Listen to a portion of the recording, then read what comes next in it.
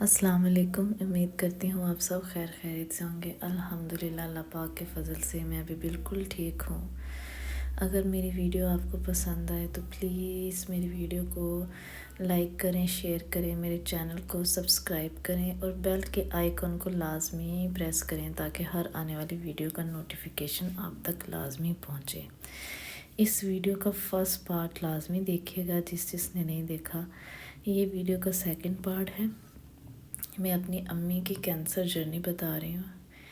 ہم لوگ ڈاکٹر ضیاء کے پاس گئے۔ ڈاکٹر ضیاء نے صرف امی گئی، انہوں نے امی کو سارا سمجھایا کہ اس کی کیا اماؤنٹ ہوگی کیمو کی، اور اس کیمو ہوتی کیا ہے۔ کیمو میڈیسنز ہوتی ہیں جو ایک ہی دفعہ آپ کی باڈی میں بھیج دی جاتی ہیں، اور ہر 21 دن بعد کیمو لگتی ہے۔ بیماری کی نوعیت سے لگیں گی 8 یا 12۔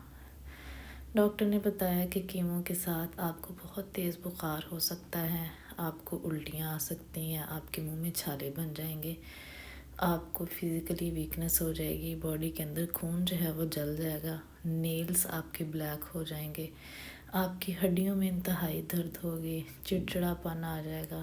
ٹھیک ہے، یہ کچھ علامات ڈاکٹر نے بتائی، اور ڈاکٹر نے یہ چیز بھی امی کو کلیئر کی کہ جب آپ نے کیمو لگوانے آنا ہے تو آپ نے اکیلے نہیں آنا، بلکہ کسی نہ کسی کو اپنے ساتھ اپنے گھر میں سے لازمی لے کے آنا ہے، کیونکہ مریض کی سم ٹائم حالت بہت زیادہ خراب ہو جاتی ہے، تو وہ رستے میں بھی وہ گر سکتا ہے، وہ بے ہوش ہو سکتا ہے، اس کا کوئی مسئلہ بن سکتا ہے۔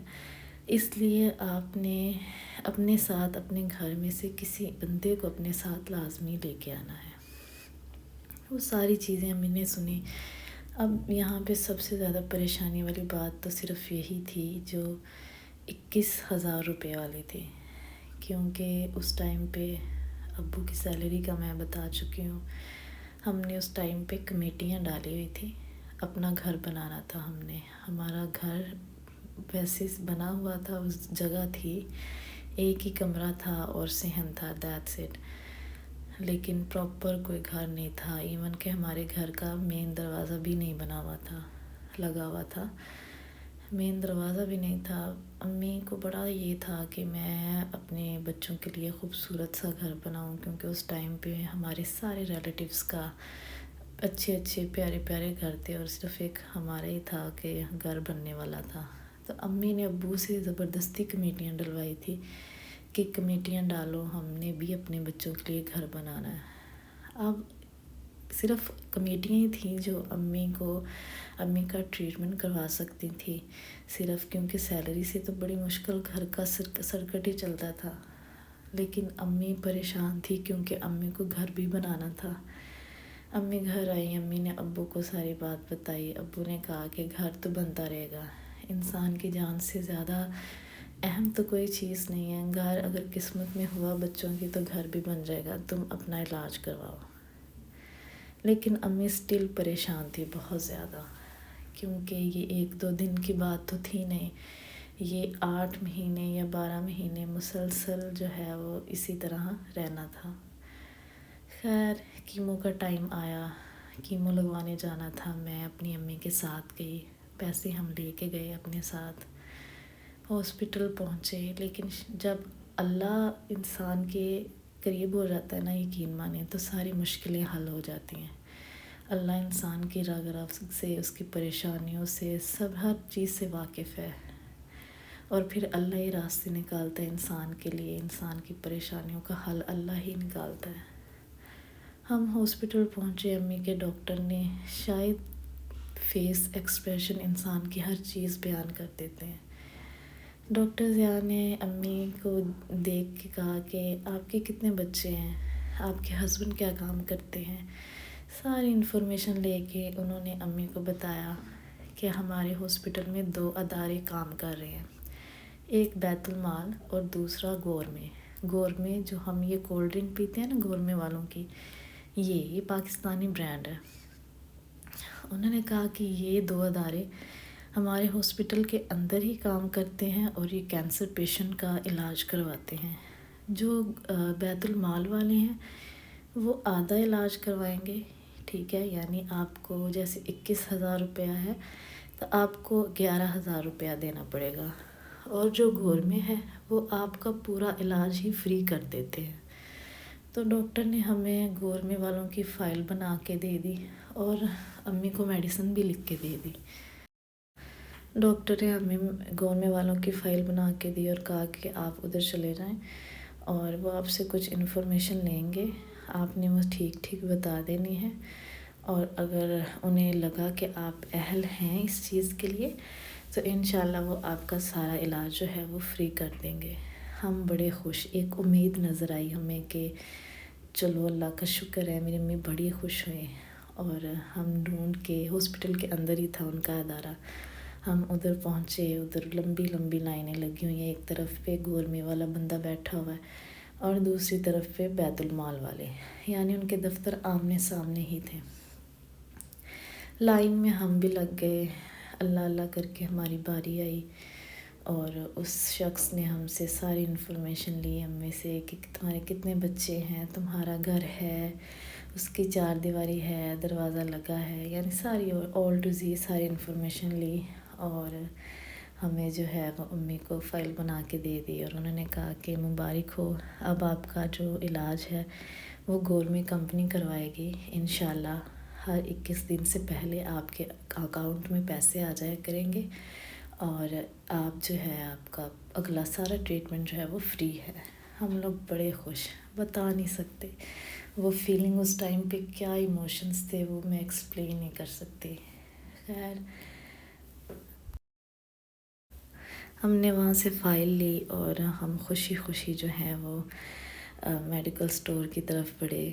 اچھا، اس ٹائم پہ نا ہمیں یہ تھا کہ اب والا جو کورس ہے وہ کیمو ہے، وہ اس کے لیے تو ہمیں پیسے دینے پڑیں گے، اگلے مہینے سے ہمیں میری امی کے اکاؤنٹ میں پیسے آئیں گے۔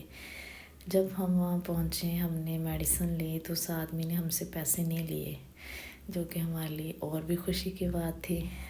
خیر، خوشی ہم وارڈ میں گئے، وہاں پہ امی نے اپنا کیمو تھیراپی ساری لگوائی، جو بھی میڈیسن تھی وہ لگی امی کی اسی ٹائم پہ کافی زیادہ طبیعت خراب ہو گئی تھی۔ ہم اللہ کر کے، اس ٹائم پہ میں اکیلی تھی امی کے ساتھ، اور گئے بھی لوکل تھے، تو اللہ کر کے امی کو گھر لے کے آئی، اور آتے ہی امی کو بہت تیز بخار ہو گیا، 103 104 پہ بخار، امی کے منہ میں چھالے بن گئے، امی کو مسلسل ہر 5 منٹ بعد وامٹنگ آ رہی ہے، ہر 5 منٹ بعد، اور امی کی بری حالت، جو کہ ہم بہن بھائیوں کے لیے انتہائی تکلیف دہ تھی۔ ڈاکٹر نے پہلے ہی کلیئر کیا تھا کہ اگر بخار ہو تو اسے کسی عام ڈاکٹر کے پاس نہیں لے کے جانا ہے، بلکہ کسی اچھے ہاسپٹل میں آپ نے لے کے جانا ہے اور وہاں سے میڈیسن لینی ہے۔ پھر امی کو ہاسپٹل لے کے گئے، وہاں سے میڈیسن لی اور امی نے کھائی، لیکن یہ اتنا وہ ہوتا ہے کہ 1-2 ہفتے تک تو آپ کی طبیعت سیم ایسے ہی ایز اٹ از ہی رہتی ہے، آپ سے نہ کچھ کھایا جاتا ہے اور نہ کچھ پیا جاتا ہے۔ میری امی فزیکلی ویک ہونا شروع ہو گئی، اور یہ چیز ہم بہن بھائیوں کے لیے بہت پریشانی کا باعث تھی، کیونکہ ہم امی کے قریب رہتے تھے، تو امی کو تکلیف میں دیکھنا ہمارے بس کی بات نہیں تھی۔ ہم بظاہر تو امی کے سامنے ایسا فیل نہیں کرواتے تھے، لیکن یقین مانیں کونوں میں جا کے ہم بڑا روئے ہیں، بڑا اللہ تعالیٰ سے دعائیں کی ہیں کہ اللہ پاک ہماری امی کو تندرستی دے۔ یہ چیز یقین مانیں یہ وہ لوگ سمجھ سکتے ہیں جن کے گھر میں کوئی ان کا بہت قریبی جو ہے وہ بیمار ہے، تو انہیں اس چیز کا آئیڈیا ہوگا کہ جب گھر میں آپ کا بہت عزیز جو ہو رشتہ، اس سے کچھ ہو جائے تو اس چیز کو ایکسیپٹ کرنا، اس چیز کو اگلے بندے کو تکلیف میں دیکھنا کتنی بڑی، میں کہتی ہوں کہ صبر والی بات ہوگی، نہیں دیکھا جاتا۔ ہم بہت روتے تھے، بڑی ہی ہمیں ایسا لگتا تھا کہ جتنی ہماری امی تکلیف میں ہے نا، اس سے زیادہ ہم لوگ تکلیف محسوس کرتے تھے، ہم مینٹلی سٹریس میں تھے، ہم ڈپریشن میں تھے، ہمیں ہر ٹائم پریشانی، ہر ٹائم برے خیالات، ہر ٹائم جو ہے وہ دل گھٹتا تھا، دل کو کچھ ہوتا تھا، ایسے لگتا تھا کہ جیسے ہم نے مر جانا ہے، ہمیں کچھ ہو جانا ہے۔ وہ فیلنگ میں بتا نہیں سکتی اس ٹائم پہ کیا فیلنگ تھی ہم بہن بھائیوں کی، ہمارے ابو کی۔ ہم یقین مانے ہمارے چہروں کی خوشیاں ختم ہو گئی تھی، ہمیں ہنسنا بھول گیا تھا. ایسا ہوتا تھا کہ سارا دن کوئی کسی سے بات نہیں کرتا تھا. جب امی کی حالت اتنی خراب ہوتی تھی تو بس ایک دوسرے کے منہ دیکھتے رہنا اور گھر کے کاموں میں لگے رہنا، دیٹس اٹ. اور ہماری امی تو آہستہ آہستہ جیسے جیسے کیمو لگتی گئی، امی کے سر کے بال اتر گئے، امی کے ناخن کالے ہو گئے، امی کی فزیکل اپیرنس ایسی ہو گئی کہ جیسے وہ ان کی اپنی ایج سے ڈبل شو کروانا شروع ہو گئی، اور اسکن لٹک گئی. اور میں بتا نہیں سکتی اس ٹائم پہ امی کی کیا سچویشن تھی. بہت زیادہ 8 مہینے میری امی نے بڑی ہی زیادہ تکلیف میں گزارے. جو آخری کیمو تھی اس کو لگوانے سے تو بالکل میری امی جو تھی وہ چارپائی پہ آ گئی. اس کیمو میں یہ ہوتا تھا کہ 2 ہفتے تک تو آپ کی طبیعت خراب رہنی ہے. جب تھوڑی سی ٹھیک ہونا شروع ہوتی تھی تو اگلی کیمو کا ٹائم آ جاتا تھا. اسی طرح 8 کیمو لگی میری امی کو. اور جو آخری کیمو تھی یعنی 7ویں 8ویں، اس میں تو میری امی کی ٹانگوں کو کچھ ہو گیا، یعنی ہڈیاں درد ہوتی تھی. تو میری امی بالکل ہی چارپائی پہ آ گئی، ان سے بالکل چلا نہیں جاتا تھا. بہت روتی تھی. میں نے اپنی امی کو اتنی تکلیف میں کبھی نہیں دیکھا اپنی زندگی میں. اور اس ٹائم پہ ہم بھی بچے تھے، ہمیں بھی کوئی اتنی عقل نہیں تھی، سمجھ نہیں تھی کہ اپنی ماں کو کیسے حوصلہ دیں. ہم خود سب بچے تھے. اچھے وقت میں سب آپ کے ساتھ ہوتے، لیکن جب مشکل ٹائم آتا ہے تو یقین کریں کوئی آپ کا ساتھ نہیں دیتا، کوئی رشتہ دار آپ کے قریب نہیں آتا. یہ مشکل ٹائم ہم نے اپنے بہن بھائیوں نے میرے ابو نے، ہمیں پتہ ہے ہم نے مل کے کیسے کاٹا ہے، کیسے ہم نے یہ ٹائم جو ہے وہ گزارا ہے، یہ صرف ہم لوگ جانتے ہیں. خیر 8 کیمو لگی. اس کے بعد امی کے ٹیسٹ ہونے تھے جس میں یہ چیز کلیئر ہونی تھی کہ اب مزید کیمو لگیں گی یا نہیں، یا بیماری جو ہے یہیں پہ رک گئی ہے. امی کے ٹیسٹ ہوئے، ڈاکٹر نے کہا کہ بس اس کو اور کیمو نہیں لگیں گی، بس اب اس کے بعد ریڈیشن لگیں گی جسے ہم شعاعیں کہتے ہیں. کیمو تو 21 دن بعد لگتی تھی، یعنی اس میں 21 دن کا گیپ آ جاتا تھا، لیکن جو شعاعیں لگنی تھی 15، ان میں کوئی گیپ نہیں تھا، یہ ریگولر روٹین وائز ہی لگنی تھی. تو پھر ہم لاہور چلے گئے اپنی خالہ کے پاس. میری خالہ لاہور ہی رہتی ہیں، انمول ہاسپٹل سے تھوڑا ہی ڈسٹینس پہ ہیں. تو ہم ان کے گھر رہنے چلے گئے کیونکہ یہاں سے ہر روز جانا اپنے گھر سے انمول ہاسپٹل کافی مشکل تھا، اور اس کے لیے کافی رینٹ بھی لگ جاتا تھا. تو ہم لوگ اپنی خالہ کے پاس رہنے چلے گئے. وہاں ہم 15 دن رہے. ریگولر امی کو شعاعیں لگتی رہی. اچھا، اس میں نے یہ نوٹ کیا کہ شعاؤں کی کوئی ایسے فزیکلی پین نہیں ہوتی.